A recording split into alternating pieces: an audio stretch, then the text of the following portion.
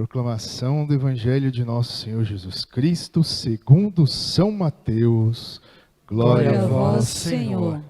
Naquele tempo, disse Jesus aos seus discípulos: quando orardes, não useis muitas palavras, como fazem os pagãos. Eles pensam que serão ouvidos por força de muitas palavras. Não sejais como eles, pois vosso Pai sabe do que precisais, muito antes do que vós o peçais. Vós deveis rezar assim: Pai nosso que estais nos céus, santificado seja o teu nome. Venha o teu reino, seja feita a tua vontade, assim na terra como nos céus. O pão nosso de cada dia, dai-nos hoje. Perdoa as nossas ofensas, assim como nós perdoamos a quem nos tem ofendido. E não nos deixes cair em tentação, mas livra-nos do mal. De fato, se vós perdoardes aos homens as faltas que eles cometeram, vosso Pai que está nos céus também vos perdoará. Mas se vós não o perdoardes aos homens, vosso Pai também não perdoará as faltas que vós cometestes. Palavra da salvação. Glória a vós, Senhor. Muito bem, meus filhos, hoje, então, podemos ter certeza que o tema que vamos trabalhar hoje é da nossa vida de oração. Sobre a oração. E no Evangelho nós já vemos então aqui em Mateus, Jesus explicando para os discípulos como rezar. Em outros relatos, em outros evangelistas, os próprios discípulos chegaram para Jesus e perguntaram: Senhor, ensina-nos a rezar.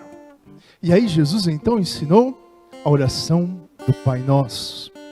Mas hoje, o começo, o início do Evangelho é um pouquinho diferente. E esse é o ponto que o Padre queria trabalhar um pouco com todos nós. Jesus fala então para os discípulos: quando rezarem, não useis muitas palavras, como fazem os pagãos. Eles pensam que serão ouvidos pela força de muitas palavras. Não sejais como eles, pois o vosso Pai sabe do que precisais, muito antes de que vós o peçais. Então Jesus está dizendo, em primeiro lugar, Deus vê a nossa vida. Deus vê o nosso sofrimento, a nossa alegria, o nosso dia a dia, e Ele sabe o que nós estamos passando. Ele sabe aquilo que nós precisamos. Mas Ele também nos alerta que na época de Jesus, e também ainda hoje, os fariseus e outros queriam ficar só gritando, falando, para que todo mundo prestasse atenção, que eles estavam rezando, mas eram palavras praticamente jogadas ao vento. Não era uma oração que saía do coração, não era uma oração que saía realmente de algo do interior da pessoa, eram apenas palavras. E aí Jesus fala: parece que eles querem fazer que Deus atenda as suas orações pela força da palavra, como se Deus recebesse a nos atender. E é muito diferente. E infelizmente hoje ainda vemos muitas situações parecidas, onde parece que eu determino e Deus tem que fazer. Onde é Deus assim? Parece que eu falo, eu quero tal coisa e pronto, tudo se resolve. Que Deus é esse? Agora, Jesus então está falando para nós sobre uma coisa chamada intimidade. Oração é conversa, oração é partilha. E vamos pensar, quantas vezes quando a gente passa por um problema, está aflito, está com alguma situação, a gente busca um ombro amigo, não é isso que a gente fala? Alguém que nos escute, alguém que nos ajude. Só que a gente sabe que todo ser humano é falho. Quantas vezes também esses que nós esperávamos, esse vai me ajudar, quando chega na hora que a gente mais precisa, falha. Quando a gente espera desse amigo algum alento, alguma palavra de conforto, alguma ideia, ou estar junto conosco, muitas vezes falham. E é por isso então que a gente tem que entender essa dimensão da oração, de amizade com Deus. E a oração é esse diálogo que nós vamos tendo com o nosso Senhor, onde Ele nos escuta, mas Ele também fala. E esse é o grande ponto. Eu acredito, hoje em dia está ficando mais difícil, mas se a gente tem um amigo, geralmente é alguém que a gente gosta de conversar, de você falar e ouvir. Só que muitas vezes o nosso relacionamento com Deus é só falar, e fala, e reclama, e pede.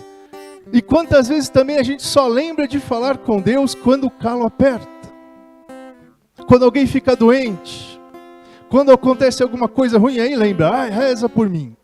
Amém? Vamos rezar. Mas nós temos que entender que a amizade é algo que vai muito mais além. E precisamos ter essa amizade com Deus, e a amizade se dá com intimidade. Se você nunca conversou com alguém, você pode falar que ele é seu melhor amigo? Nunca falei com ele, mas é meu melhor amigo. Então não vai falar, você é doido. Mas às vezes a gente é assim com Deus. Às vezes a gente quer que Deus seja o nosso melhor amigo, mas é a gente que não está nem aí para Ele. Quando a gente só lembra quando precisa. E aí é que está o segredo. Oração é alimento. Oração também alimenta a nossa alma. Faz a gente conhecer o amigo.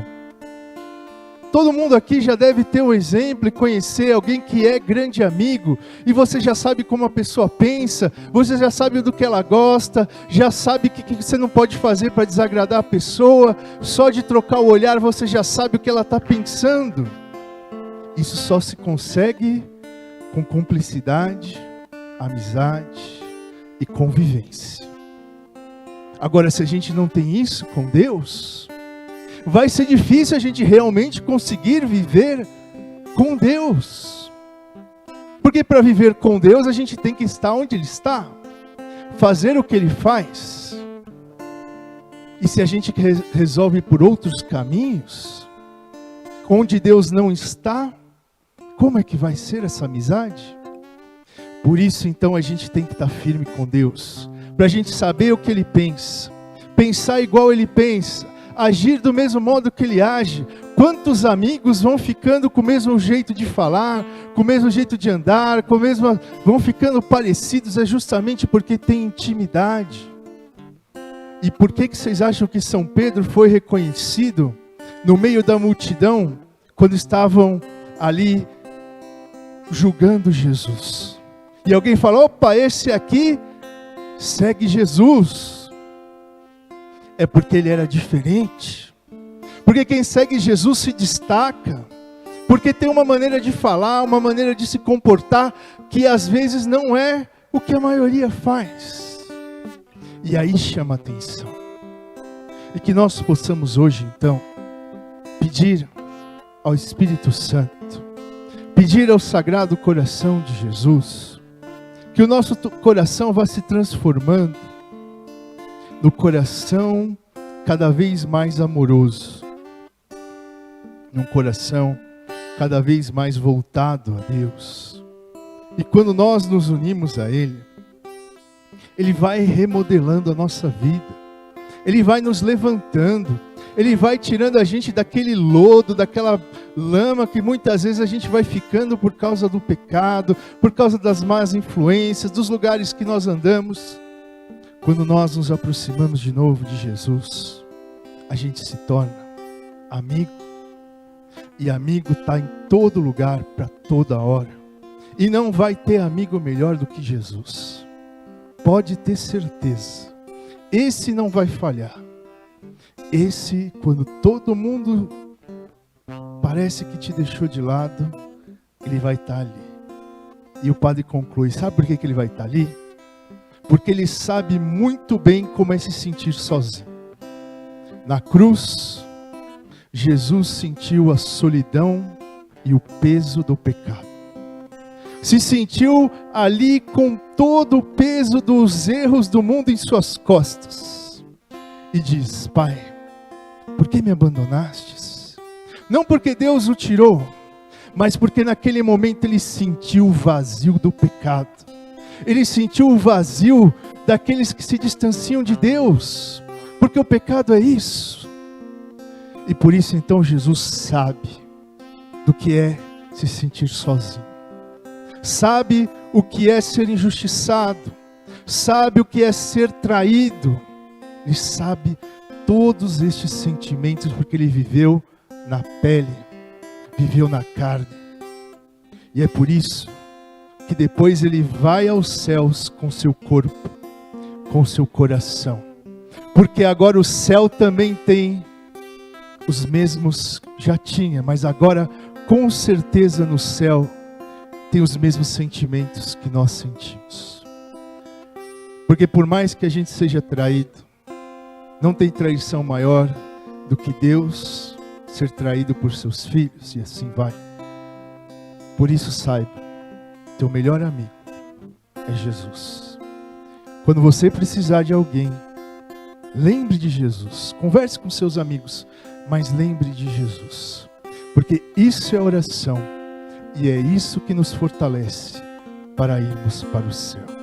Louvado seja nosso Senhor Jesus Cristo. Para sempre seja louvado.